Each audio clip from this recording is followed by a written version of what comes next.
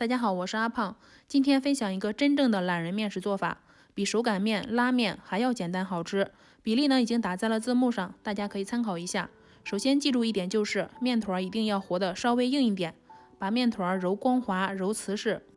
揉面的时候后手掌用力揉，揉光滑之后开始收边儿，把边缘往里收，之后再整理成椭圆体。这个懒人面条对面粉没有要求，普通面粉也是中筋面粉就可以。揉好之后先放在那里，准备自己喜欢吃的配菜，我这里用到的是西红柿，加入1勺盐，快速炒出西红柿里面的汁水，加入热水烧开，取出家里面的刨菜板子，用刨片的那个刀片，像削黄瓜一样削就可以了，可以看到非常薄。水开之后直接削在锅里面，开大火就可以。削的过程中如果面团散开了，可以再揉成一团继续使用。